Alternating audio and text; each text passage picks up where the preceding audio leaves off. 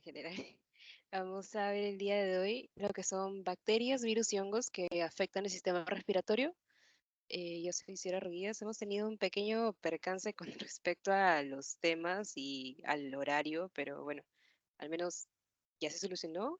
Y vamos a empezar hablando de todas las bacterias, ¿no?, que van a afectar el sistema respiratorio, desde Mycobacterium tuberculosis hasta Bordetella pertussis. En sí, antes de hablar como tal de Mycobacterium tuberculosis, los factores de virulencia específicos y todo eso, quisiera hablarles un poco sobre un poquito de infectología, ¿no? Para poder unir, ¿no?, los conceptos y dar una breve introducción a esta bacteria que es tan prevalente en nuestro país y muy importante, que la van a ver a lo largo de toda su carrera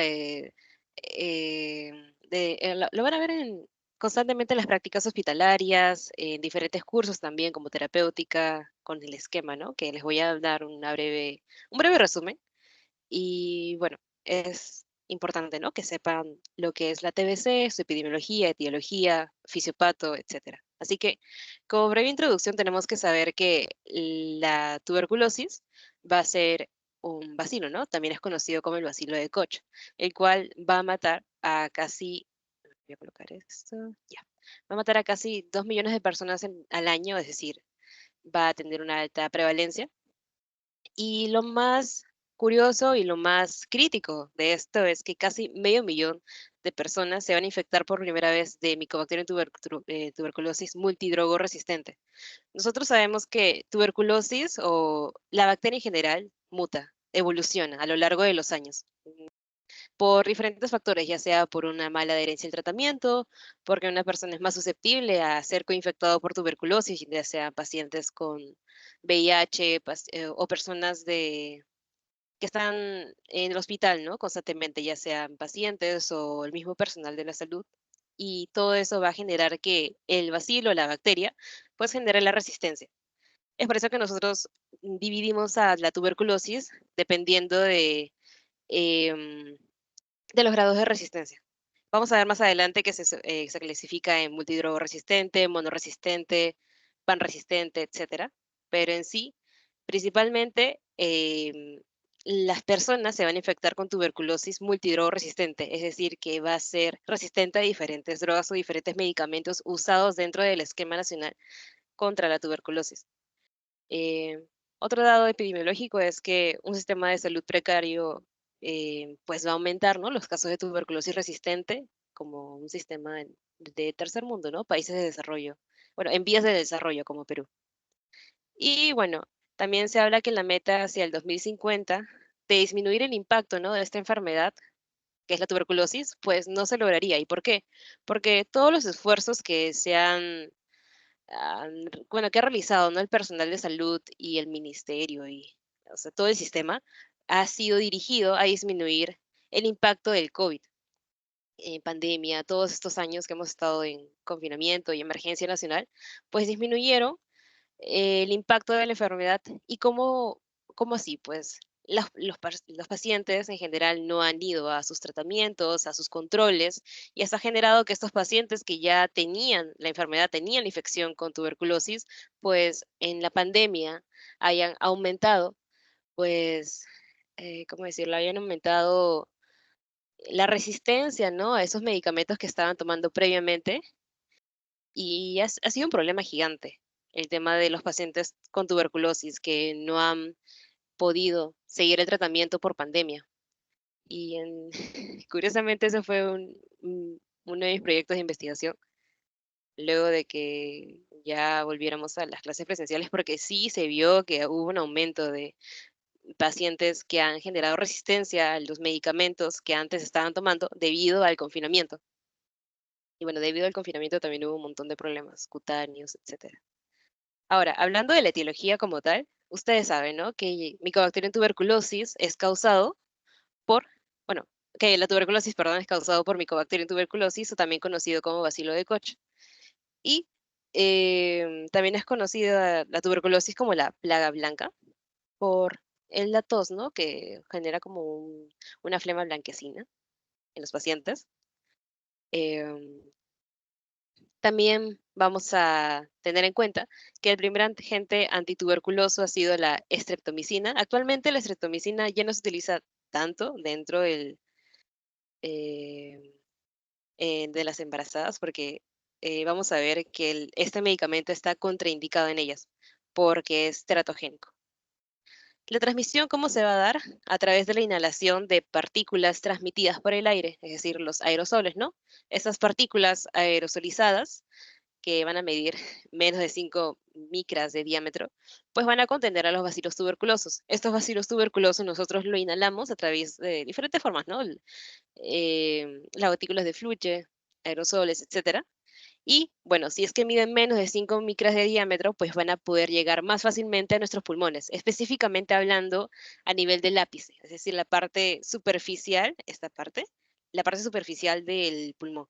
¿Y por qué ahí? Porque en esa zona va a haber mayor cantidad de qué? De oxígeno. Eso lo vamos a ver en la fisiopatología, pero es importante que sepan eso. Y lo más curioso es que si es que un paciente tiene VIH o si está coinfectado con VIH ya, pues no va a ir tuberculosis a atacar pues al ápice, ¿no? Sino que va a ir directamente a la base.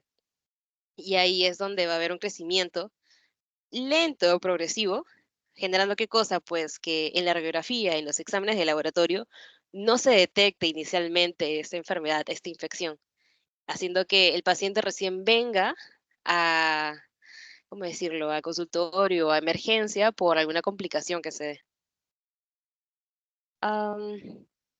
¿Qué más? ¿Qué más? Bueno, los factores ambientales asociados, ¿no? A la transmisión por Mycobacterium tuberculosis son los espacios hacinados y poco ventilados. ¿Vistos dónde? En países en vías de desarrollo, ¿no? Como nosotros, en Perú. Ahora, pasando a la fisiopatología, como les había mencionado, va a depender bastante del paciente, si es inmunocomprometido o inmunosuprimido. En los pacientes inmunocomprometidos, es decir, aquellos que tienen sus defensas altas, entre comillas, o fuertes, pues ¿qué va a pasar? Acá tenemos a nuestro paciente, él o ella va a inhalar a las partículas aerosolizadas de bueno, que contienen ¿no? los bacilos tuberculosos, que van a medir menos de 5 micras de diámetro. Y estos bacilos van a llegar a la vía respiratoria, ¿no? Llegan a la vía respiratoria superior e inferior, llegando a los alvéolos. Dentro de los alvéolos, estos bacilos van a infectar inicialmente a los macrófagos. Y cuando estos bacilos infectan a los macrófagos, que eran como esos pacmas, ¿no? Como pueden observar, esos pacmas que ingerían o comían o fagocitaban a cualquier ser extraño que detectaban, pues a la par se va a activar una respuesta de un cierto tipo de linfocitos. ¿Cuáles son? Los linfocitos TCD4, que son los helper, ¿no?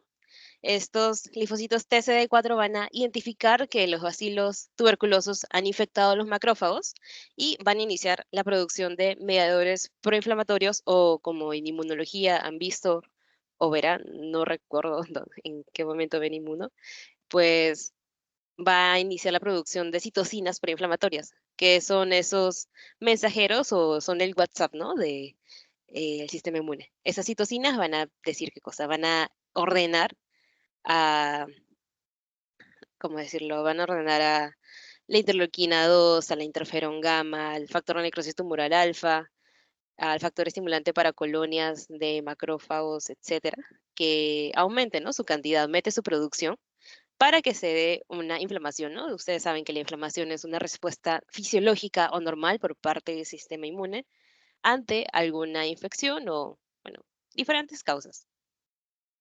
Así que estos cuatro son los principales mediadores proinflamatorios vistos en una infección aguda, ¿no? Por el Mycobacterium tuberculoso. El más importante es el interferón gamma, viéndose que hay algunas patologías, ¿no? Genéticas, principalmente, que van a generar alteración a nivel de esta citocina. Y si esta citocina está alterada, pues obviamente va a ser el paciente más susceptible a que genere o que presente una tuberculosis severa. Ya, ¿qué más? A ver.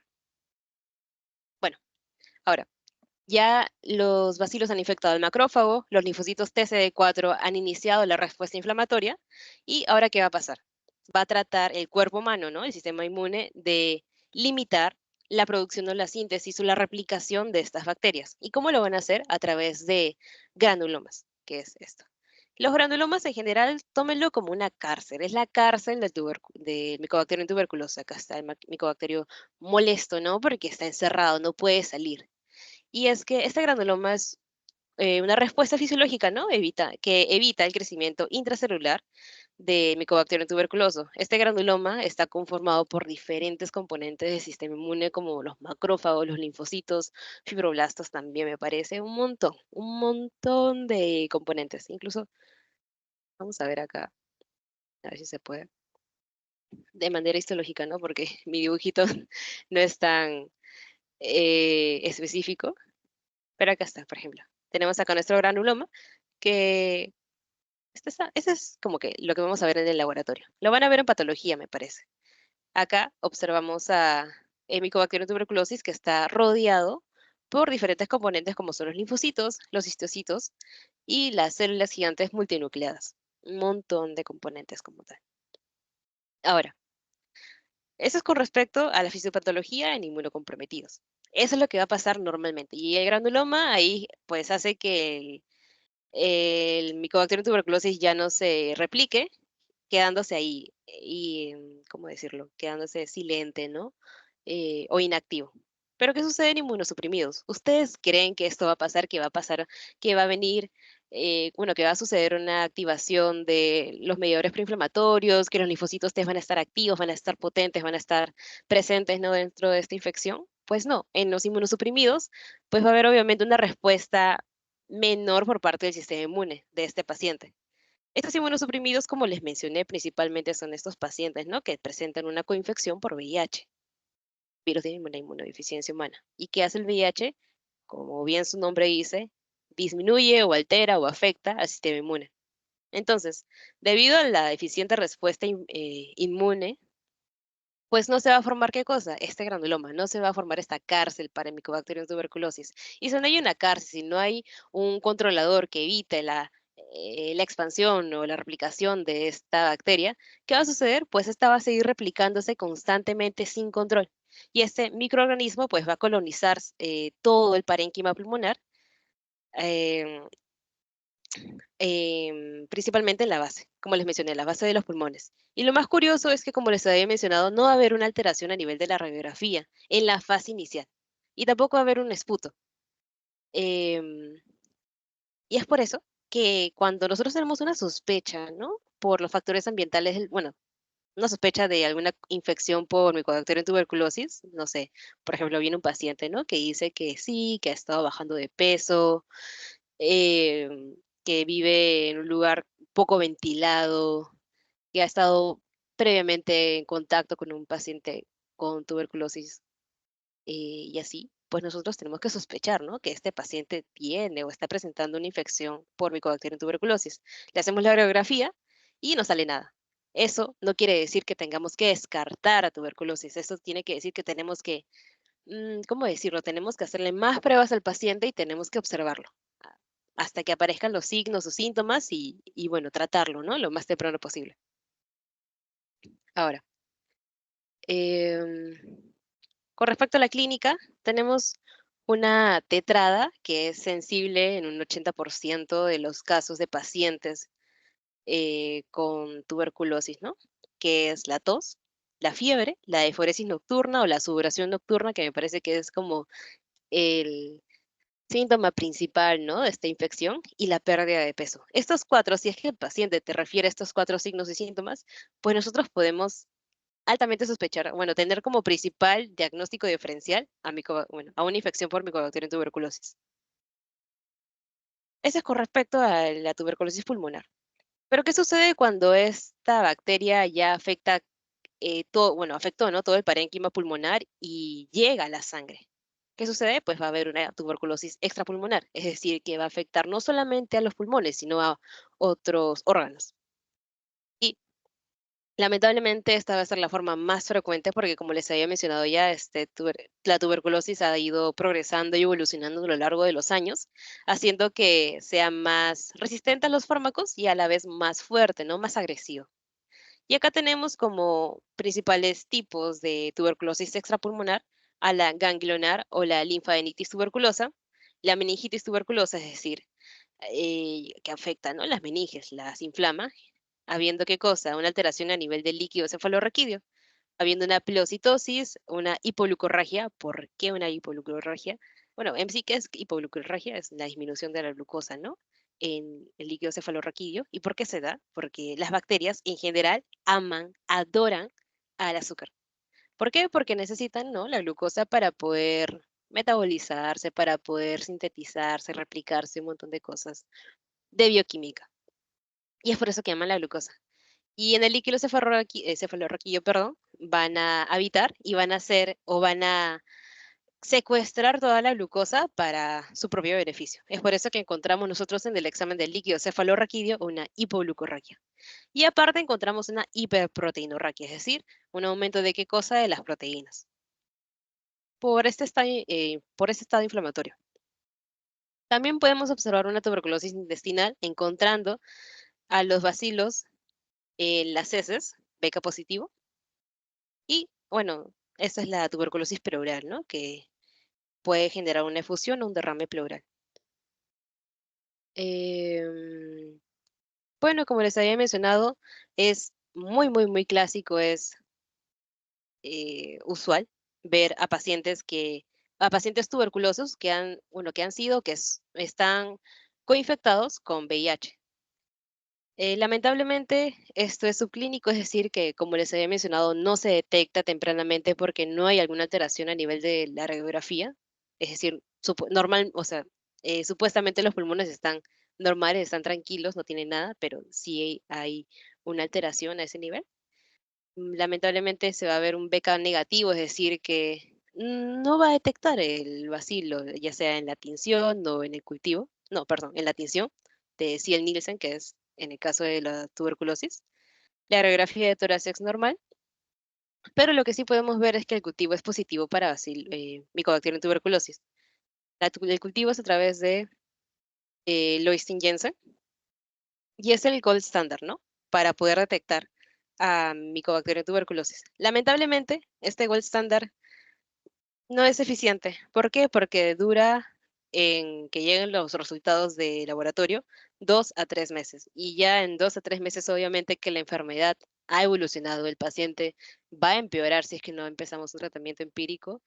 Y bueno, lamentablemente sucede eso, pero tenemos otras pruebas de laboratorio para poder detectar de manera temprana a esta bacteria, este bacilo, haciendo que empecemos nuestro tratamiento de manera más eficaz y más rápida, ¿no?, para que el paciente no evolucione a algo mortal. También, como este paciente, imagínense, tiene VIH, tiene tuberculosis, obviamente va a ser susceptible a diferentes infecciones oportunistas, ¿no?, micóticas principalmente. Acá tenemos a la neurotoxoplasmosis, al sarcoma de Kaposi principalmente, eso ha sido pregunta de examen, si me acuerdo. Bueno, de su examen, ¿no?, de micro. Herpes zóster, coccidios intestinales y a parásitos Isospora parásitos Cyclospora cayetayensis, Cryptosporum spp, candidiasis oral, principalmente el movit oral. Esas son las principales infecciones oportunistas. Les recomiendo que lo lean, lo aprendan. Más que nada este sarcoma de Kaposi. Subrayenlo, por favor. Y bueno, hablando de la forma o de las formas que presenta tuberculosis, nosotros tenemos la nosocomial y la resistente. La nosocomial es debido, ¿no?, a una infección dentro del hospital, ya sea por, bueno, un visitante, ¿no?, que va a ver a su familiar, etcétera, y pues es infectado por esa tuberculosis, pero también puede darse bueno, entre el personal de salud. Así que por eso las medidas de protección son los respiradores N95 y las mascarillas, ¿no? N95 en el caso del personal de salud y las mascarillas, ¿para qué? Para bueno, ¿para quiénes? Para los pacientes con beca positivo. Ahora sí, hablando de la tuberculosis resistente, como les había mencionado, hay muchos factores para que sea resistente a esta tuberculosis, ya sea la falta de adhesión, las recaídas o las comorbilidades como la diabetes mellitus, la insuficiencia renal crónica o los pacientes inmunosuprimidos en general. pues vamos a tener diferentes clasificaciones, ¿no? Para esta tuberculosis resistente. Principalmente tenemos todas estas, ¿no? Que es la tuberculosis pansensible, que es la tuberculosis que es sensible a todos los fármacos de primera línea. Imagínense a Ripsen, ¿no? Rifampicina, isoniazida, piracinamida y etambutol. También tenemos la tuberculosis monoresistente, que como bien su nombre dice, ¿no? Si es mono, ¿qué significa? Que es resistente a un solo fármaco de la primera línea. Tenemos a la poliresistente, que es resistente a 2 o más fármacos de primera línea, sin criterios de multidrogo resistente. Luego está la multidrogo resistente, que es la resistencia simultánea a rifampicina e isoniazida, a los dos, que forman parte de la primera línea del esquema general de los medicamentos antituberculosos. Y finalmente está la tuberculosis XDR o ya extremadamente resistente, que es resistente a isoniazida, rifampicina, como multidrogo resistente, pero aparte es resistente a una fluoroquinolona y un inyectable de segunda línea, que son los aminoglucósidos. También tenemos a la pre-XDR, que es resistente a la isoniazida, rifampicina y una fluoroquinolona. Nada más. No es resistente al inyectable de segunda línea, como el aminoglucósido. Quizás ahorita esté como volando por el esquema de tratamiento, pero si lo leen, o sea, si leen el esquema general del MINSA, busquen, de verdad, busquen el esquema de tratamiento de tuberculosis o léanse todo eh, el lineamiento que tiene MINSA para la tuberculosis. Ustedes van a ser capos en tuberculosis y nunca les van a nunca van a quedar mal, ¿no? En los hospitales, porque siempre van a preguntar, en cualquier curso les van a preguntar de tuberculosis. Así que por eso estoy como que ampliando más esto, porque les juro que es importantísimo que lo sepan. Bueno, hablando de las bases diagnósticas, como les dije, no solamente está el cultivo, porque como vieron, demora bastante en llegar los resultados, sino que aparte tenemos las tinciones, tenemos otros medios de detección como la prueba de tuberculina, que es la más rápida, ¿no? Es la cutánea. Pero aparte tenemos em, pruebas que detectan si es que la tuberculosis es resistente o no, ¿no? A ciertos medicamentos. Es por eso que tenemos acá MODS, AGRIES, que son pruebas genéticas, MGIT, y las pruebas eh, de sondas de ADN o las pruebas de ADN o las moleculares, ¿no? ¿Cuáles son las más rápidas y las más efectivas? Las moleculares, que se usan actualmente. Actualmente tenemos el GeneXpert, sí, se llama así, GeneXpert, que se usa muchísimo en todos los hospitales, principalmente en Hipólito Loaiza. Eso con respecto al diagnóstico en general. Y hablando de las bases terapéuticas, eso sí, va a depender. Depende si el paciente tiene o no tiene VIH, o bueno, si está coinfectado o no, ¿no? Con VIH. Si no presenta una coinfección por VIH, pues va a depender, ¿no? Dónde está ubicado el Mycobacterium tuberculosis. Si está a nivel pulmonar o extrapulmonar, bueno, exceptuando, ¿no? A nivel de extrapulmonar a la tuberculosis miliar o la tuberculosis en el sistema nervioso central o a la tuberculosis osteoarticular, que es una de las zonas más frecuentes que afecta la tuberculosis extrapulmonar, pues tenemos acá el esquema de 2-HRZE, que es RIPSE. ¿Qué significa esto? Que em, por 2 meses se va a utilizar la isoniazida, rifampicina, piracinamida y etambutol de manera diaria, 50 dosis. Y luego de esto, pues en los próximos 4 meses se va a utilizar solamente isoniazida, que es representado como el H, isoniazida, y rifampicina. Ambos 3 veces a la semana, acá tenemos un 3, y en total van a ser 54 dosis. En general, ese tratamiento que es el principal, ¿no? Va a darse en los próximos 6 meses. Dura bastante, es por esto que, como les digo, el COVID, el confinamiento ha generado que los pacientes tengan recaídas y mala adherencia al tratamiento, porque como es tan largo el tratamiento, normalmente, ¿qué se hace? Los pacientes van directamente al hospital, a los módulos de tuberculosis, porque hay módulos en cada hospital, y el propio personal de salud verifica que el paciente se tome sus pastillas, se tome su isoniazida, rifampicina, piracinamida, etambutol, al frente del personal de salud. ¿Para qué? Para que este personal, pues, confirme, ¿no? Que está tomando sus medicamentos. Pero ¿qué sucede? Bueno, ¿qué sucedió con el COVID? Estos pacientes no iban al hospital porque el COVID está, bueno, los hospitales estaban repletos de casos de COVID. Y obviamente le dieron más importancia al COVID que a las otras enfermedades por ese tiempo. Y lamentablemente estos pacientes no podían ir a los hospitales y no, bueno, obviamente no generaban recaídas y esta tuberculosis que presentaban estos pacientes se iba haciendo más y más fuerte, haciendo que los pacientes, no sé, imagínense que tengan tuberculosis monoresistente, que por el COVID esta tuberculosis haya evolucionado a una multidrogoresistente, una panresistente o algo mucho peor. Así que eso fue uno de los males que generó el confinamiento y el COVID. Pero bueno, hay medicamentos para todo. Lamentablemente, más resistente el medicamento, bueno, la tuberculosis, más tiempo va a durar este tratamiento, así que hay que cuidarse, hay que decirle al paciente que se tome todas sus pastillas, aunque no es fácil por la longitud, bueno, por la duración, ¿no? Este tratamiento, 6 meses de tratamiento, imagínense. Luego también tenemos a la tuberculosis, bueno, al paciente tuberculoso que no presenta VIH, pero que esa tuberculosis es miliar o afecta el sistema nervioso central eh, o afecta, ¿no? El sistema óseo. Acá va a ser casi lo mismo, solamente que en los 2 primeros meses tenemos la isoniazida, rifampicina, piracinamida y etambutol, 50 dosis, igual que el primero, pero en la segunda fase tenemos que va a utilizar por 10 meses isoniazida y rifampicina, pero no 3 veces a la semana, sino que va a ser diario. Cuando no vean ningún número acá abajo es porque es diario. Eso lo van a aprender más adelante, pero les estoy dando como un adelanto, unas previas. Y acá son 250 dosis ya, porque son 10 meses, ¿no? Es obviamente mayor la cantidad de dosis.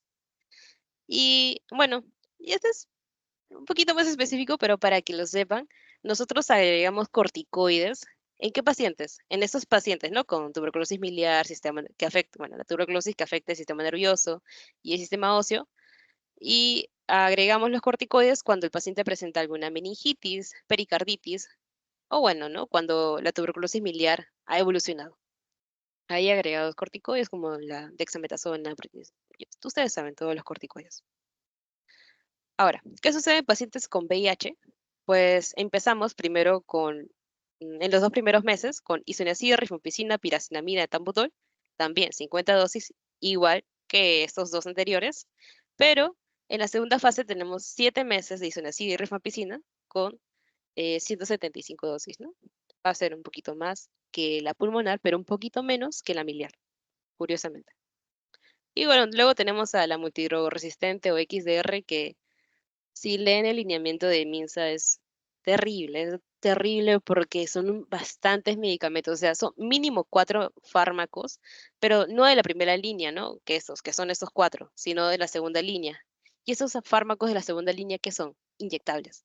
Así que imagínense eh, tener que inyectarse por más de 18 meses, porque mínimo es 18 meses, estos fármacos. Obviamente que el paciente en algún momento no va a querer, va a existir y va a haber una mala adherencia, generando, ¿qué cosa? Pues la resistencia a, a estos fármacos.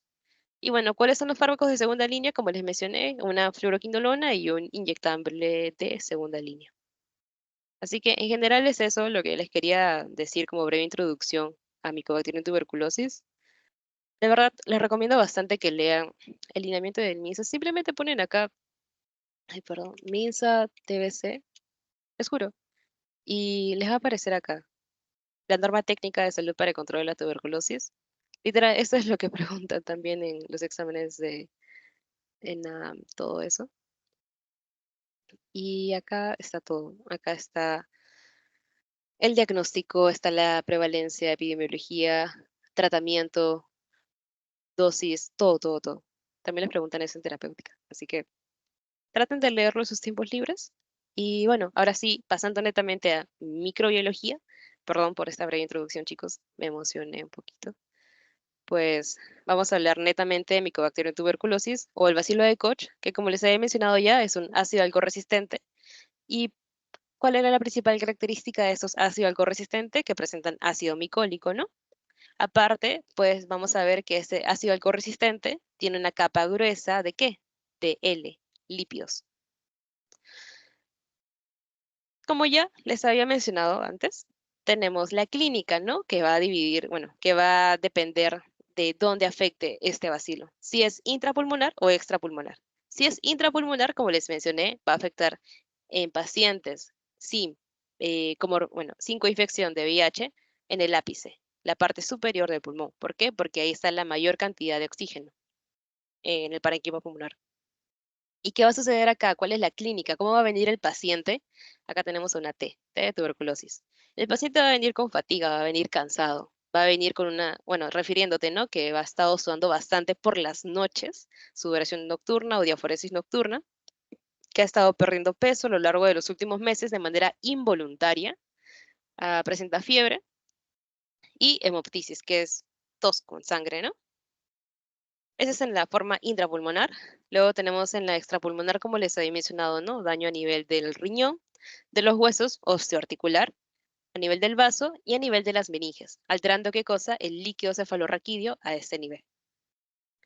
En la fase tardía, o bueno, en pacientes, ¿no? Sin VIH, encontramos a nivel histológico granulomas gaseosos. En la histología, ¿no? En el microscopio. La tinción, como les mencioné, va a ser de Ziel-Nielsen y el cultivo de Lowenstein-Jensen. Como les dije, el cultivo es el gold standard, pero lamentablemente dura bastante el tiempo en que llegan los resultados, 2 a 3 meses. Y es por eso que tenemos otros métodos de diagnóstico, ¿no? Como el PCR, que es el molecular, que es muchísimo más rápido, que demora como 3 días aproximadamente. Este bacilo va a ser aerobio, es decir, que requiere de oxígeno, ¿no? Para su crecimiento. Como bien vieron, necesita de estar acá, ¿no? Principalmente, ¿no? Para crecer, metabolizarse, para expandirse, replicarse, etcétera. Y con respecto al tratamiento, acá tenemos a Ripsa, o bueno, luego lo van a conocer como HRZE, que en sí es isoniazida, rifampicina, piracinamida y etambutol. La streptomicina no la tomen mucho en cuenta. Está contraindicada actualmente en las embarazadas. Principalmente, como ustedes vieron, tenemos a estos cuatro, RIPS. Bueno, RIPE en este caso. Am, ¿Qué más? El ser humano es el principal hospedero de este bacilo. Y eso sería todo con respecto al Mycobacterium tuberculosis o bacilo de Koch. Igual, si tienen dudas o consultas, avísenme, activen su micrófono, no se preocupen, no muerdo. Y ahora vamos a pasar a Streptococcus piógenes del grupo A. Y acá tenemos grupo A. ¿Qué les recuerda el grupo A? A la clasificación de Lensfield. Lensfield, ¿qué hizo? Clasificó a las bacterias según su capacidad hemolítica, es decir, su capacidad de lisar o destruir a los eritrocitos o los glóbulos rojos. En este caso, Streptococcus, perdón, piógenes es del grupo A, beta hemolítico, es decir, que va a generar una hemólisis total. ¿Qué significaba cuando era alfa hemolítico? Que generaba una hemólisis pero parcial. Y cuando era gamma, es que no generaba hemólisis o era una hemólisis muy, muy, muy, muy, muy, muy, muy, muy nula. Acá tenemos a nuestro Streptococcus piógenes, ya saben que está en fila, gran positivo, y como pueden observar, está encapsulado. Acá está. Ahora, hablando de los factores de virulencia de Streptococcus piógenes, tenemos primero a la estreptocinasa. Esta estreptocinasa van a tomarlo como un hacha, una hoz, lo que sea, que va a destruir al coágulo. ¿Y por qué destruir al coágulo? Porque Streptococcus piógenes al llegar a la sangre, pues la sangre como una respuesta fisiológica para evitar que esta bacteria viaje, ¿no? A los órganos y dañe, ¿no? Esas estructuras, pues se forma un coágulo que rodea como una especie de cárcel, como el granuloma de la tuberculosis, evitando, ¿no? Que el Streptococcus piógenes se replique y vaya a otros sitios. Pero la estreptocinasa, ¿qué hace? Destruye el coágulo haciendo que Streptococcus pyogenes pues siga invadiendo los órganos y las estructuras del cuerpo humano. Otro de los factores de virulencia que tenemos son MFI-AL. A ver, Alianza Lima, imagínense. M, que es la proteína, va a evitar la opsonización y la fagocitosis, es decir, evita ese proceso que realizaba el sistema inmune, ¿no? Para poder identificar a los seres extraños, y la fagocitosis, que era, ¿no? Ese proceso que realizaban los fagos, sí, no, perdón, los macrófagos, en donde ingerían o fagocitaban a esos seres extraños. La proteína F también está acá, y el ácido lipoteicoico. Estos tres en conjunto, ¿qué van a hacer? Van a permitir la adhesión de Streptococcus pyogenes a la fibronectina. Va a permitir que Streptococcus pyogenes se adhiera a esa estructura. Luego tenemos a la exotoxina pirógena estreptococócica, que va a permitir o va a activar o va a estimular la producción de citocinas inflamatorias, haciendo que, bueno, genere, ¿no? Este cuadro inflamatorio o una cascada inflamatoria por parte del sistema inmune. Y finalmente tenemos a la estreptolicina, que es esta SOS. La estreptolicina puede ser S u O. La S es la principal, ¿por qué? Porque va a estar asociado a la sintomatología por una infección por Streptococcus pyogenes, y la O va a estar asociada a la apoptosis celular. Ahora, pasando a la clínica, tenemos que lamentablemente Streptococcus pyogenes, como va a viajar a través de la sangre, va a afectar diferentes órganos y sistemas. En este caso va a afectar el sistema respiratorio, pero aparte también afecta el sistema cutáneo, como vamos a ver ahorita. En el respiratorio tenemos un pollito, el pollito pío. El pollito pío, pues tiene una cadenita a nivel de su cuello y eh, ¿qué va a pasar? Pues este pollito tiene cadenitas como bolitas en su cuello. ¿Eso qué significa? Bueno, en la clínica, ¿no? Que va a tener una linfadenopatía cervical, es decir, una inflamación a nivel de los ganglios linfáticos ubicados en el cuello. Aparte, va a presentar lo que es un exudado purulento amigdalar, o EPA, y un eritema faríngeo o EF. Esa triada, que es la linfadenopatía cervical, el EPA o el exudado purulento amigdalar y el eritema faríngeo, van a conformar lo que es la faringitis bacteriana. Y esta faringitis bacteriana lo puse en un cuadradito, ¿por qué? Porque Streptococcus pyogenes va a ser la causa principal de la faringitis bacteriana. Eso para que lo tengan en cuenta porque es como una pregunta fija de epidemiología y de bueno, de la sintomatología de Streptococcus pyogenes en general. Pero no solamente se va a quedar ahí. Si es que bueno, este paciente no se complica, ¿qué va a suceder? Pues va a pasar lo que, bueno, se va a presentar la fiebre escarlata o la escarlatina, que no es más que el eritema, pero a nivel sistémico, ¿no? A nivel de todo el cuerpo. Me olvidé de decirles, pero la faringitis bacteriana, al ser una infección, obviamente va a cursar con una fiebre, pero curiosamente no va a presentar tos este pollito. Ahora, les había indicado que también afecta la piel. Y a nivel de la piel puede darse a nivel supurativo o no supurativo. Supurativo, acá tenemos esta personita, que como ven, tiene como un gorrito, tiene pelito, una I, como una nariz, y sus mejillas que forman una C. ¿Por qué? La P hace referencia al pioderma, la E, ¿a qué? A la erisipela, la C o las mejillas a la celulitis, y la I, ¿de qué? De impetio. Esa es en la parte supurativa, ¿no? Ahora, en la parte no supurativa, la no formadora de pus, tenemos a la glomerulonefritis, daño a nivel renal, y a la fiebre reumática, que es un daño a nivel del corazón. Algo más, pues Streptococcus pyogenes va a ser anaerobio o aerobio facultativo, y eso es todo. Ya, Streptococcus pneumoniae o el neumococo va a ser un alfa hemolítico, es decir, que va a generar una hemólisis parcial. Como podemos observar, está en fila, es gram positivo y presenta lo que es una cápsula, ¿no?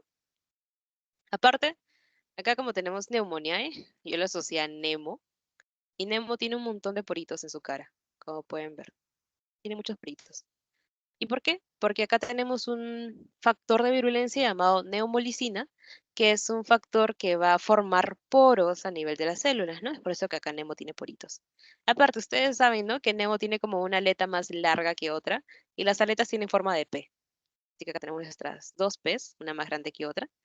Y esto hace referencia a otro factor de virulencia, que es la PSP. La PSP se divide en la A y la C. Ambas, ¿qué van a hacer? Van a inhibir la fagocitosis, bloqueando al sistema de complemento. Ese sistema de complemento recuerda, ¿no? Por inmuno. Ay, no sé si es que lo han llevado o no. Pero el sistema de complemento en general, o en resumen de toda la clase, lo que quiero que se lleven a casa de esta clase es que el sistema de complemento genera como producto final una especie de hoyo a nivel de la célula infectada, ¿no? Por alguna bacteria, virus, lo que sea, haciendo que en ese hoyo pues ingresen directamente todos bueno, varios componentes del sistema inmune, haciendo que ataquen directamente a la célula, haciendo que o se fagocite, bueno, claro, fagocitándola o destruyéndola, o atacando directamente, ¿no? A todas las bacterias, virus y hongos que se encuentren ahí dentro.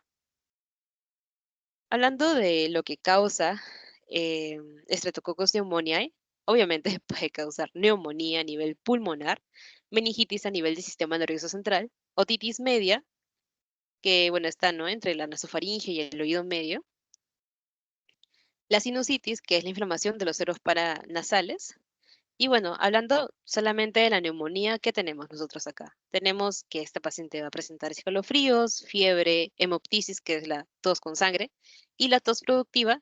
¿Y productiva por qué? Porque va a presentar moco.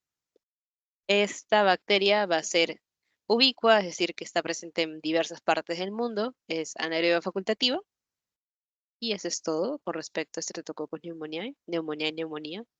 Lo único que quiero que recuerden, o bueno, para fijar, ¿no? Los conceptos. Luego está Corynebacterium diphtheriae, que tiene forma de cachiporra, que es lo que utilizan los guachimanes, eh, en sus manos, no lo que utiliza Félix en Alfundicitio. No sé si siguen dando Alfundicitio. No lo sé. Soy una vieja. Bueno, también es conocido como el bacilo de Klebsiella. Acá tenemos a nuestro bacilo en forma de cachiporra, gran positivo, que como pueden observar no tiene una cápsula. La principal, bueno, el principal factor de virulencia es la toxina difterica, y acá tenemos que esa se divide en dos, ¿no? La A y la B. La A está asociada a la sintomatología. ¿Por qué? Porque genera lo que es la apoptosis celular, y la B está asociada a la adición de la célula target, ¿no? En este caso, al igual que Streptococcus pyogenes, vemos que Corynebacterium diphtheriae también tiene signos y síntomas respiratorios y cutáneos, es decir, que afecta el sistema respiratorio y el sistema, bueno, a la piel en general, o a la dermis. Al sistema tegumentario está. Ya. A nivel respiratorio, tenemos que va a haber una fiebre y un exudado faríngeo. Este exudado em, es como, ¿cómo decirlo? Es una estructura o una forma acuosa blanquecina que si evoluciona o si se complica, se va a formar una placa cartonada, que es una placa, como bien su nombre dice, blanca y gruesa a nivel de la faringe. Es muy específico patognomónico de esta infección por Corynebacterium diphtheriae, así que ténganlo muy en cuenta. Y a nivel cutáneo vamos a observar pápulas que van a complicarse, van a evolucionar a úlceras que no van a cicatrizar. Esta bacteria afecta principalmente al ser humano, presenta vacuna y es aerobio facultativo. No, perdón, es aerobio. Ahora, Haemophilus influenzae o el bacilo de Pfeiffer es un bacilo curioso. No, perdón. Sí, claro, un bacilo curioso. ¿Por qué? Porque se divide en dos grandes grupos. Tenemos al bacilo capsular o tipificable y al no capsular o al no tipificable. ¿Cuál es la diferencia de estos dos? Que el capsular o el Haemophilus influenzae capsular va a tener cápsula, pues, ¿no? Y el no capsular representa cápsula. Eso es lo principal. Pero, ¿qué queremos saber de esto? ¿Por qué queremos diferenciarlo en capsular y no capsular? Porque el capsular va a tener como, em, ¿cómo decirlo? Como ventaja para nosotros, ¿no? Que se puede clasificar. Es decir, estas cápsulas el científico las identifica y las tipifica, ¿no? Ya sea en serotipos, ¿no? El serotipo K1, K3, lo que sea. Y por ello va a haber una vacuna dirigida a cada clasificación o cada tipo o serotipo de este bacilo. En este caso, la cápsula va a estar compuesta por fosfato de polirribitol. Marquen esto porque ha sido pregunta de examen en ciclos pasados. Y en el caso del capsular o tipificable, el serotipo B es el más controlado, es decir, que es el serotipo más leve actualmente porque hay una vacuna, ¿no? Mm, ¿Cómo decirlo? Una vacuna específica para ese serotipo. Y eso es con respecto al capsular. En cambio, las no capsular o la no tipificable, como pueden observar, no tiene cápsula y por ende, pues al científico se le hace más difícil identificarlo, ¿no? Porque lamentablemente este tipo muta constantemente y es por eso que va a ser más patógena, porque no hay clasificación y va a mutar constantemente, haciendo que no haya una vacuna directa o específica para ese tipo. ¿Cuál es la clínica? Tenemos acá la conjuntivitis, la otitis media, junto con la sinusitis o la inflamación de los senos nasales, la celulitis, epiglotitis, inflamación del epiglotis, pudiendo llegar a una evolución mortal como la asfixia y la artritis. Acá, como pueden observar, he puesto otro cuadro. ¿Y qué significa? Que el bacilo de Pfeiffer o Haemophilus influenzae va a ser la principal causa de la meningitis pediátrica. ¿Ok? Va a presentar la vacuna, obviamente, en los tipificables y es aerobio. Ahora bien, yo les he hablado de la celulitis y la erisipela, que está acá, la erisipela. Pero quiero que sepan la diferencia. Por eso les puse este cuadro. Ya. La erisipela y la celulitis es así. La erisipela, si se dan cuenta, es como más intensa, tiene unos bordes limitados. Bueno, eso es lo principal, me parece, en la imagen. En cambio, la celulitis, si se dan cuenta, no tiene bordes limitados. Si se dan cuenta, hay como un espectro de colores acá. No está bien identificado. Y em, no está tan hinchado como la erisipela. ¿Cuáles son las principales diferencias? La erisipela es superficial, es decir, que solamente afecta la dermis y nada más que eso, solamente afecta la dermis. Ustedes saben que la piel se divide en epidermis, epi, la dermis y la hipodermis. En este caso, la erisipela solamente afecta, bueno, la epidermis y la dermis, pero la celulitis, aparte de dañar la epidermis y la dermis, va a llegar hasta abajo, va a llegar hasta el tejido celular subcutáneo, o sea, va a llegar más allá de la hipodermis. Esa es la principal diferencia. Luego tenemos que la principal causa, bueno, claro, la principal causa de tanto erisipela como celulitis va a ser Streptococcus pyogenes. Y como segunda causa va a ser Staphylococcus aureus. ¿Cuál es la clínica? ¿Qué es lo que vamos a observar? Bueno, lo que va a presentar el paciente. Un eritema, como pueden observar, ¿no? Esta zona rojiza. Un edema. En erisipela, en este caso, lo podemos observar de manera más notoria, a diferencia de la celulitis. Calor o rubor en esa zona y obviamente dolor. Como pueden observar y como hemos visto, ¿no? En la imagen, los bordes van a ser bien delimitados en la erisipela. En cambio, en la celulitis los bordes no van a ser tan delimitados, no se van a distinguir, ¿no? Principalmente la erisipela se da en la cara y la celulitis se da principalmente en las piernas. Bueno, esto ya es tratamiento. Para el caso de erisipela, penicilina y la celulitis, dicloxacilina. Mm, Bueno, para que lo tengan en cuenta. Ya, ahora sí. Vamos a pasar a Klebsiella pneumoniae, ya, que va a tener también dos tipos, el capsular y el hipercapsular. Es decir, si en Haemophilus influenzae o el bacilo de Pfeiffer tenemos uno que sí presentaba cápsula y en el otro no, en Klebsiella pneumoniae vamos a observar que los dos presentan cápsula, pero uno va a presentar una cápsula más gruesa que otro. En el caso de capsular va a tener una cápsula no normal, ese va a ser un bacilo gram negativo, ojo con eso. Y este capsular va a ser el serotipo K3 o el K78, etcétera. Bueno, en cambio tenemos al hipercapsular que aparte de esa cápsula tenemos otra, es como una doble capa, una doble protección. Y es por eso que a esta se le llama la superbacteria.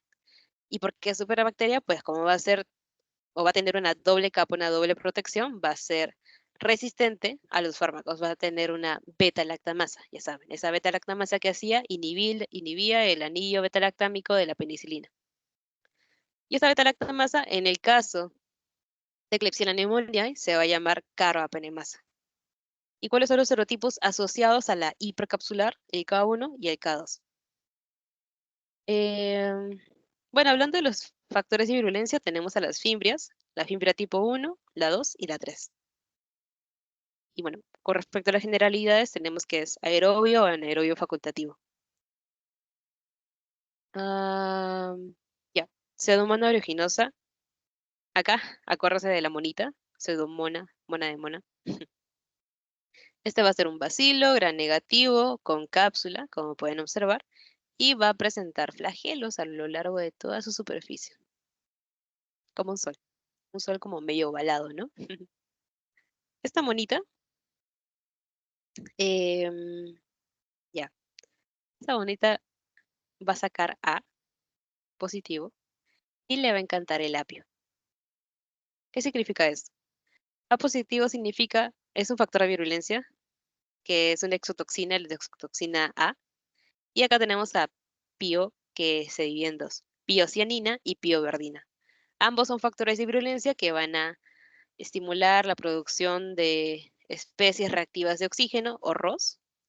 Y estas ROS, pues, aumentan, ¿no?, la cantidad de peróxido de hidrógeno o H2O2, haciendo este peróxido de hidrógeno, perdón, ¿qué cosa? Eh, la producción de citocinas inflamatorias, haciendo, ¿no?, todo este cuadro inflamatorio, toda la cascada de reacciones, pudiendo llegar a generar una apoptosis celular, etcétera. Y ahora, lo más importante, lo que quiero que se lleven a casa de esta monita es que le encanta usar WhatsApp. Y el WhatsApp de la señora Mona, ¿cómo se llama? Quorum Sensing. Y es que este Quorum Sensing es maravilloso porque es como el WhatsApp de la Pseudomonas aeruginosa. ¿Qué significa esto? Que el Quorum Sensing, pues, va a hacer que las Pseudomonas aeruginosas de todo el cuerpo se comuniquen entre sí. Es decir, van a comunicarse si necesitan, no sé, más pioverdina o menos piocianina o necesitan evitar ciertas zonas porque hay un montón de macrófagos o un montón de componentes del sistema inmune ahí y así. Y así va a hacer que se regulen todos los factores de virulencia. Es decir, el quorum sensing es el WhatsApp de la mona utilizado para regular los factores de virulencia, ya sea eh, el estímulo o la inhibición de estos factores, ¿no?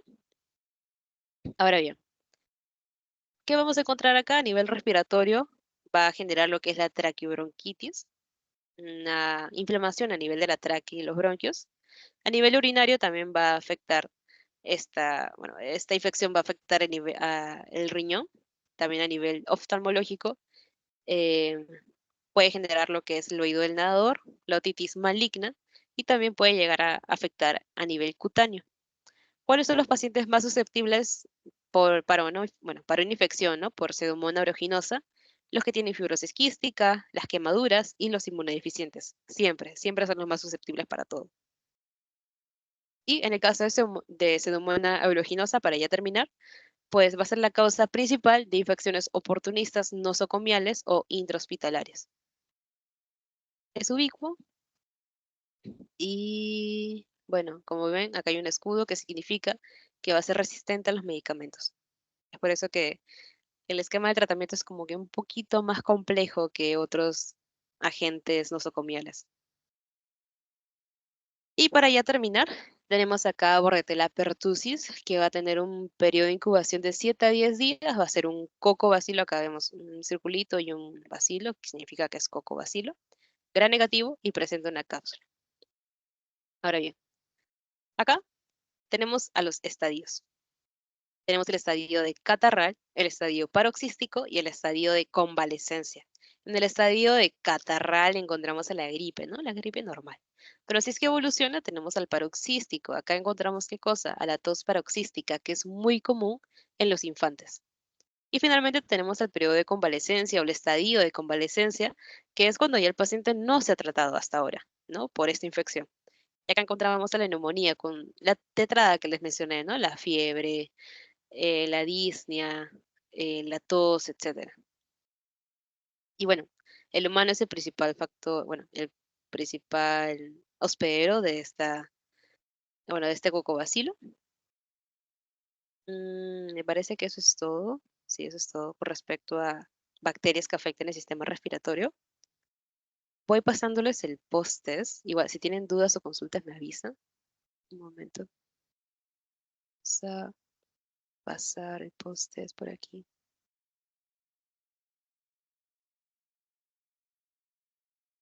Está.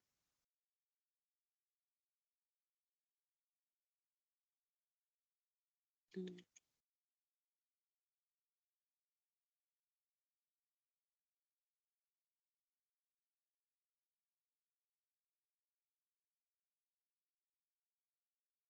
post-test.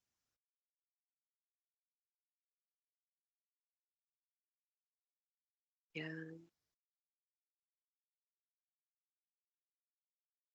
ya, ya está.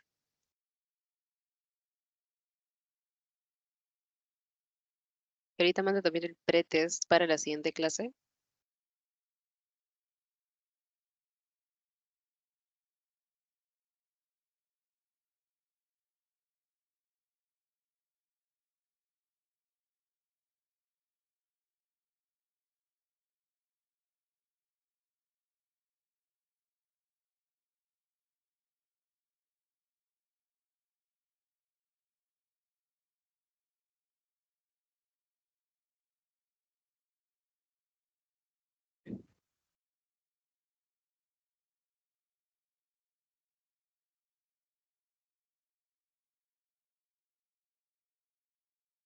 Ya. Y ahora comparto pantalla. Estaba enfermita estos días.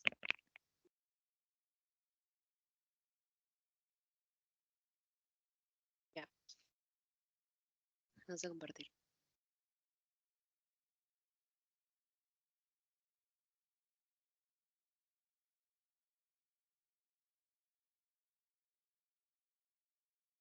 Ya. Ahora vamos a pasar a lo que es virus y hongos que afectan el sistema respiratorio. Va a ser rápido, espero. No es tan largo. Bueno, sí es largo, pero solamente les voy a dar como las pepitas o lo necesario, porque, porque no es tan difícil. Entonces, primero vamos a hablar de la familia de los paramixovirus. Los paramixovirus van a ser... Hola, ay, perrito. Ya. Los paramixovirus van a ser bueno, una familia de virus que van a tener un genoma ARN negativo no segmentado. Y estos paramixovirus en general van a subclasificarse o van a dividirse según la glucoproteína que presenten. Bueno, acá tenemos tres glucoproteínas, ¿no? La HN, la H y la G. En el caso de la HN, esta se va a unir al ácido ciálico. En el caso de la H, se va a unir a la CD46 y al SLAM CD150, bueno, CD46 en el caso de las células epiteliales y SLAM o CD150 en el caso de las células dendríticas. Y la G, bueno, no dice, pero se une a algo, pero no dice.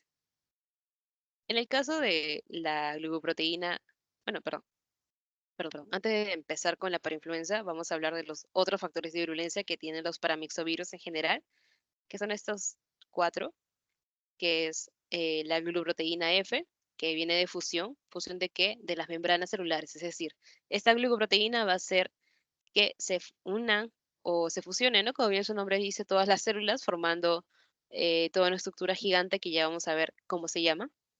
Luego tenemos que esta F también va a funcionar como eh, emolizante, va a emolizar, va a destruir eh, a los eritrocitos, a los glóbulos rojos, y también vamos a ver que tiene una función de envoltura, ¿no? Envoltura viral, como si fuese una cápsula.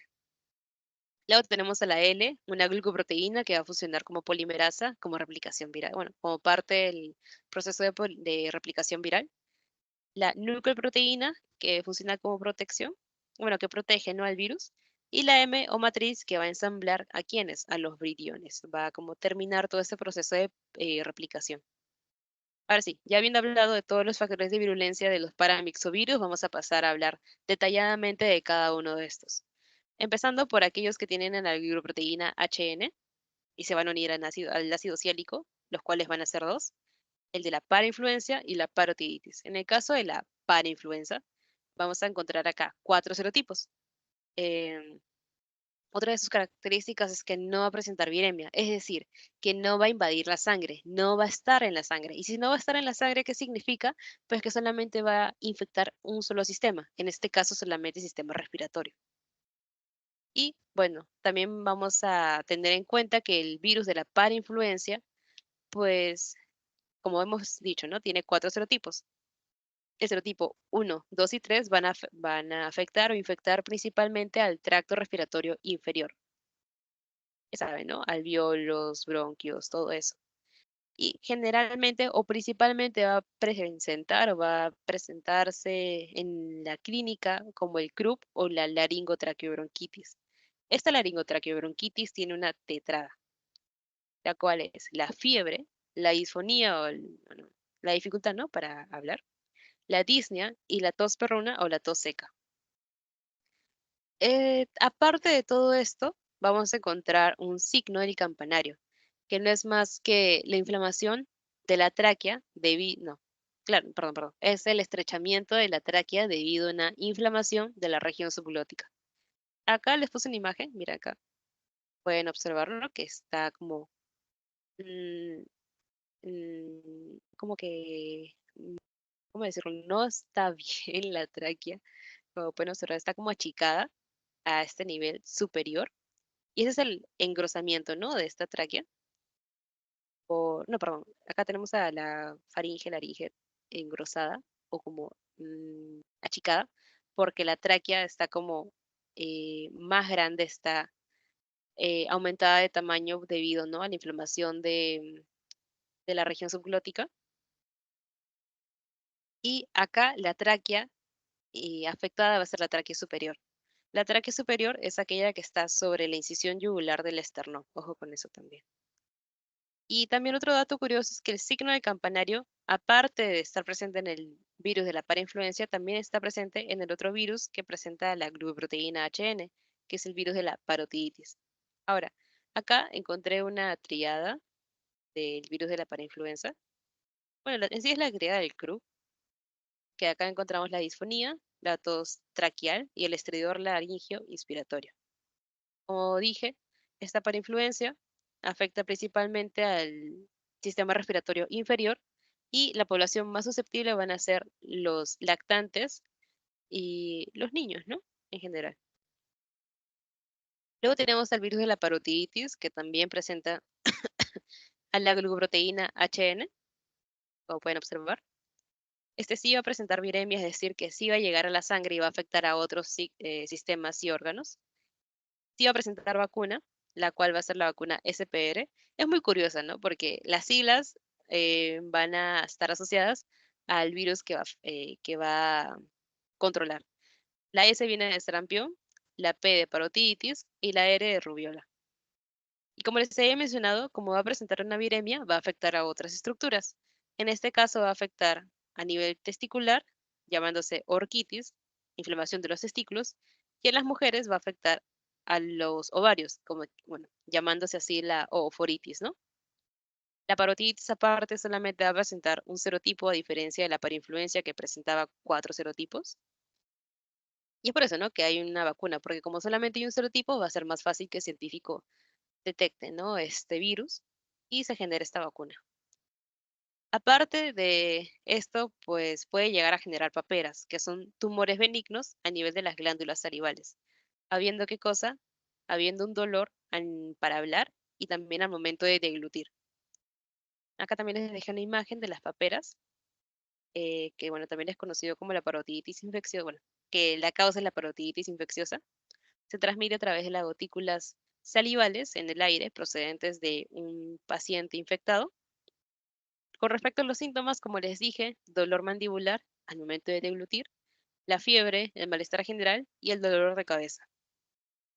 Em, y aparte, en sí, la parotiditis em, Como va a generar una viremia, va a poder afectar otras estructuras. Como acá bien dice, puede verse afectado también el páncreas, los testículos y los ovarios. Testículos será orquitis y los ovarios ooforitis. Ya.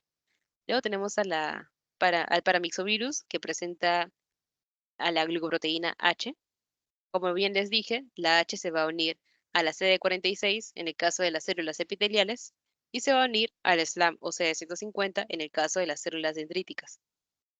Ahora bien, el único representante de aquí es el sarampión, pero esto lo vamos a dejar para la siguiente clase porque el sarampión va a afectar, aparte del sistema respiratorio, pues el sistema cutáneo. Bueno, principalmente, ¿no? Afecta el sistema cutáneo en sí. Y por ende, pues lo vamos a dejar para la otra clase, que es piel netamente. Así que vamos a pasar rápidamente a la glucoproteína G, que va a estar presente en el BSR, que es el virus sincitial respiratorio. Este va a presentar dos serotipos, va a ser la causa más frecuente de bronquiolitis o neumonía viral, ojo, y los pacientes más susceptibles van a ser los lactantes y los niños pequeños. Este sí va a presentar un tratamiento antiviral específico, ¿no? Que es la ribavirina. En el caso de la parainfluenza, la parotiditis, no tienen un tratamiento específico. Así que ese es otra de las características principales del BSR. Y eso sería todo con respecto a los paramyxovirus. Aparte acá tenemos las tablas, que les pasé. Esto es lo mismo. Ya, el adenovirus, que acá creo que tengo un PPT. Ya. En el caso del adenovirus, pues tenemos que va a formar parte de la familia de los Adenoviridae. Va a presentar un genoma ADN bicatenario lineal y la cápside, bueno, en sí no va a presentar envoltura. Es lo más importante. Ahora, ¿qué vamos a tener presente acá? Acá tenemos nuestro adenovirus y acá nuestra célula hospedadora, célula host. ¿Qué sucede acá? Estas, eh, es- estos pentágonos que pueden observar acá son las pentonas. Y toda esta estructura que estoy señalando aquí, le voy a poner otro color. Ya. Lo que estoy señalando de naranja va a ser la fibra. Entonces, tenemos que la fibra, todo esto de naranja se va a unir al receptor de la célula target, ¿no? De este adenovirus, que va a ser el receptor de la célula CAR, el receptor celular CAR, perdón. Este va a ser el receptor que se va a unir a la fibra. Y la fibra unida a la pentona va a formar una toxina única, la cual va a generar o va a provocar la apoptosis celular. Esa es la fisiopatología. Ahora, con respecto a la clínica, tenemos a la faringoconjuntivitis o la conjuntivitis en general, que va a presentar exudado, mm, bueno, signos y síntomas asociados a una infección respiratoria, como la tos, la fiebre, tos productiva, ¿no? Con moco, sin moco, etcétera. Y simultáneamente pueden presentarse signos y síntomas gastrointestinales, como les había mencionado, ¿no? Diarrea, no me parece que era, diarrea, fiebre y aparte el dolor abdominal. Esa era la triada de todos los signos y síntomas gastrointestinales que habíamos visto en la clase pasada. ¿Cuáles son los pacientes con mayor riesgo de generar esta infección viral? Los niños menores de 14 años y también aquellos que pues van, ¿no? A los clubes de natación o las guarderías. ¿Y por qué? Porque la transmisión va a ser principalmente a través del agua contaminada. ¿Y dónde vemos agua contaminada? En las piscinas, en los lagos, etcétera. Y también, obviamente, como afecta el sistema respiratorio, va a transmitirse a través de la vía aérea, es decir, a través de las gotículas respiratorias o de fluye o aerosoles contaminados. En general, el adenovirus no va a presentar neoplasias en células humanas, solamente genera cáncer o estos tumores, bueno, cáncer no, genera tumores en los animales. Y curiosamente, este adenovirus ha sido usado en una de las vacunas del COVID. ¿En qué vacuna del COVID ha sido usada? en la Johnson y Johnson, como pueden observar acá. Acá está, adenovirus. Bueno, en sí, las vacunas COVID-19, acá está ¿cómo decirlo? La hemotecnia de vacunas B de virus inactivado, como Sinovac, atenuado Codagenix, combinado recombinante. Tenemos acá principalmente la ChAdOx1, unidades múltiples de Pitopos, que fue la que utilizó el Cayetano, ¿no? La del núcleo, dependiendo, ¿no? Si es ADN, acá tenemos al Liniarx, si es ARN, Moderna. Acá, como les dije, el adenovirus vector.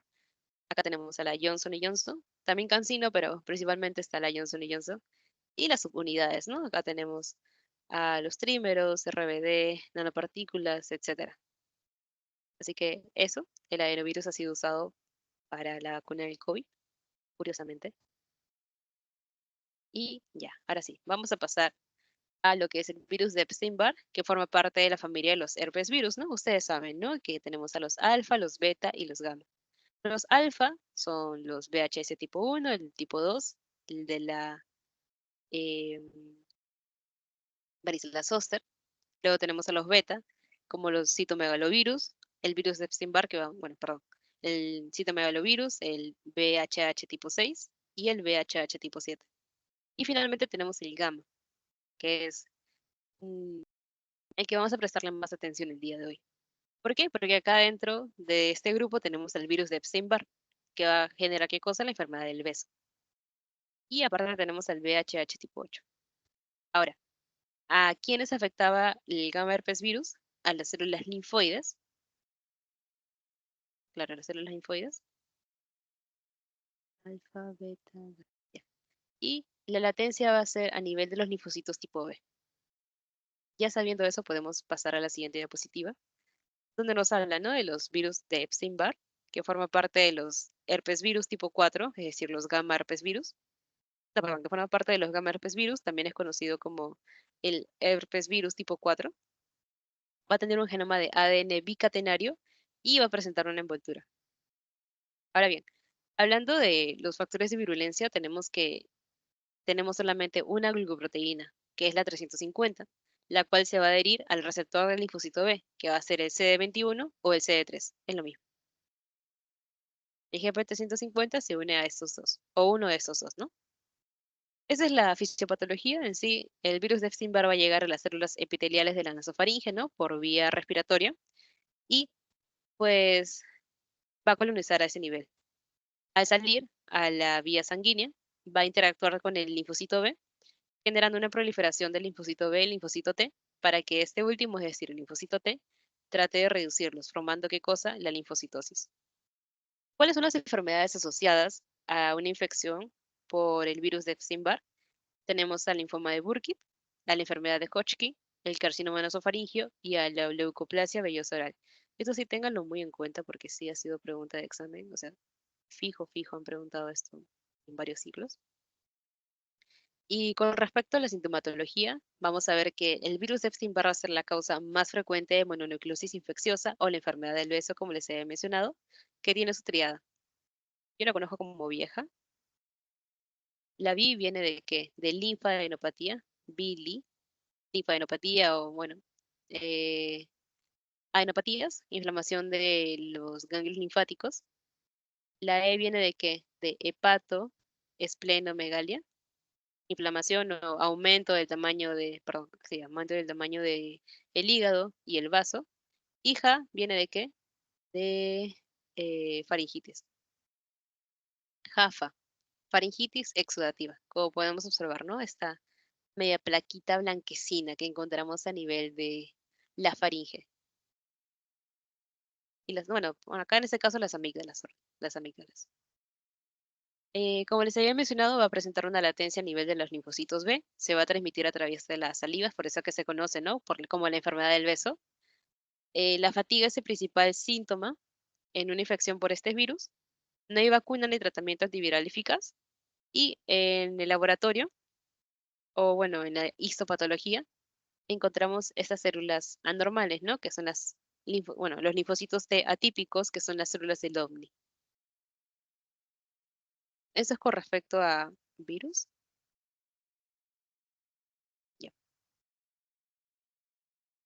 Y no me falta nada, creo. Solamente honguitos. Los honguitos es fácil, o sea, en sí, honguitos le van a preguntar más que nada dónde se van a ubicar, las principales características de cada uno y cómo se van a llamar, ¿no? Esas estructuras asociadas a su infección. No, no tengo cuadrito para esto. Em,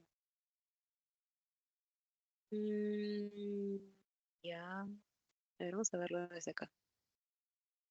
Entonces, con respecto a Aspergillus fumigatus, va a ser ubico, se va a adherir o se va a adquirir a través de la inhalación de partículas o bueno, de aerosoles o de gotículas de fluye contaminadas, ¿no? Con el honguito de Aspergillus fumigatus o por los conidios, ¿no?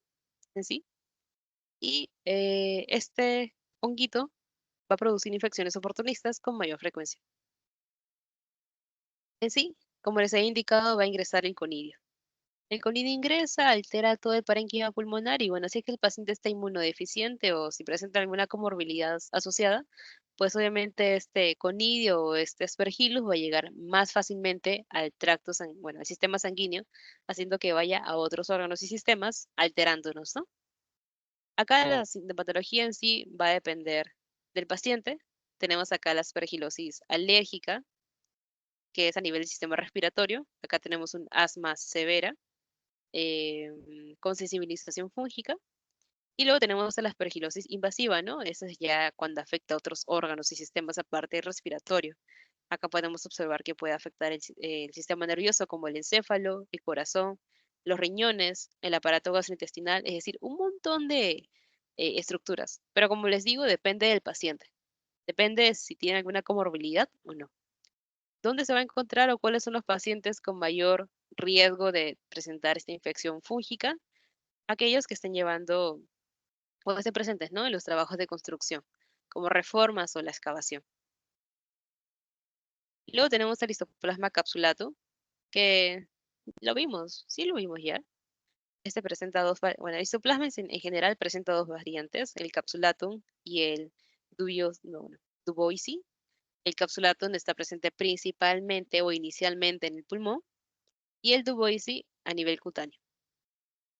En general, todos los hongos van a presentar, bueno, pueden llegar a presentar dos formas que se conoce como dimorfismo.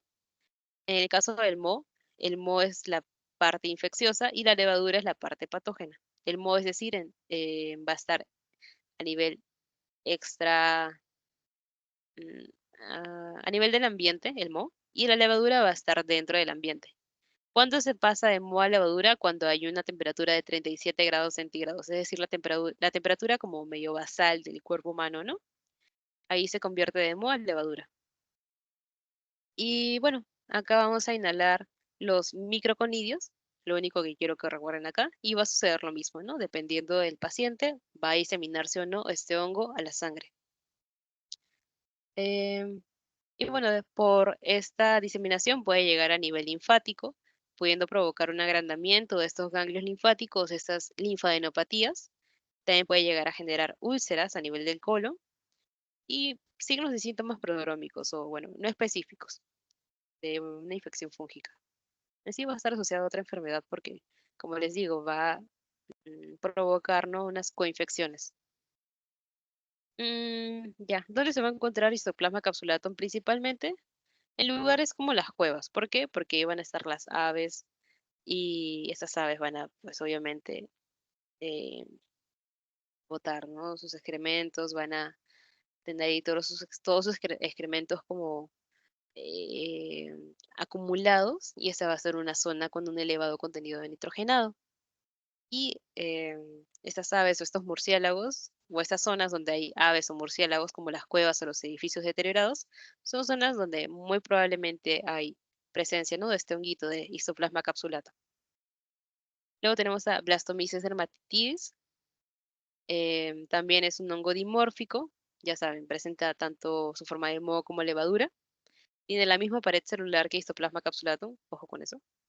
Ah, también, Histoplasma capsulatum tiene una pared fúngica muy, muy compleja. Esa es otra cosa que casi me olvido de decirles.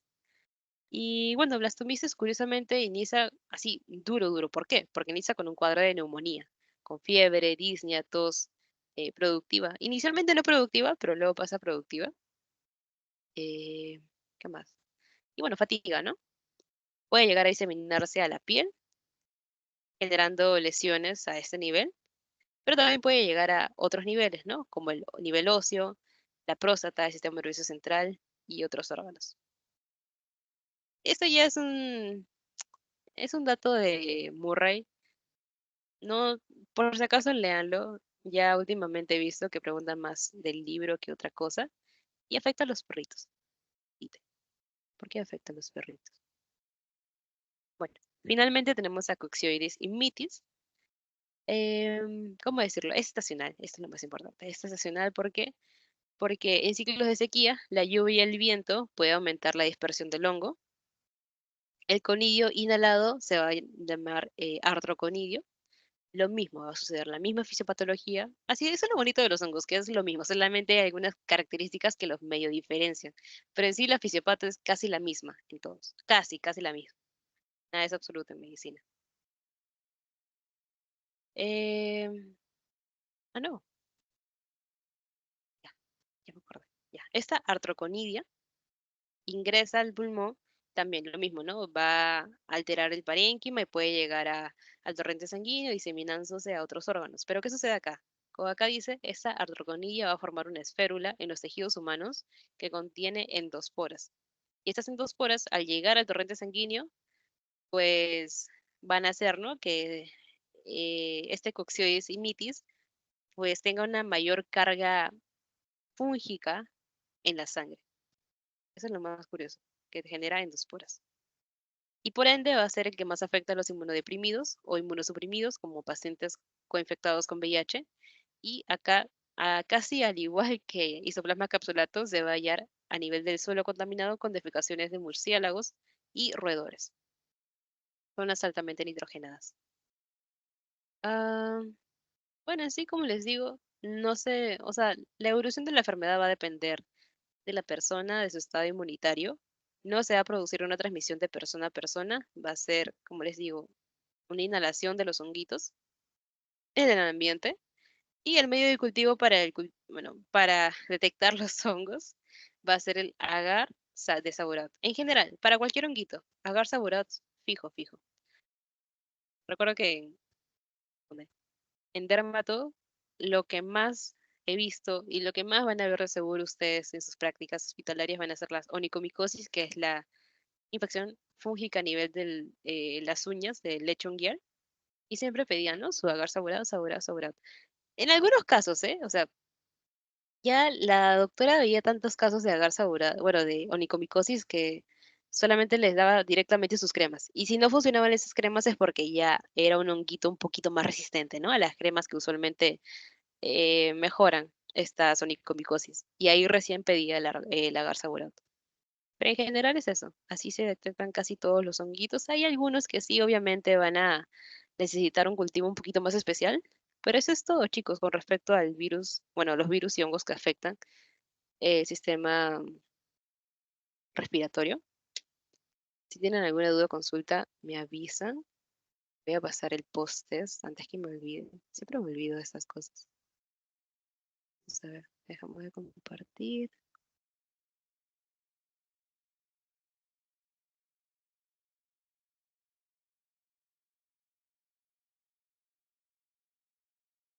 Ya,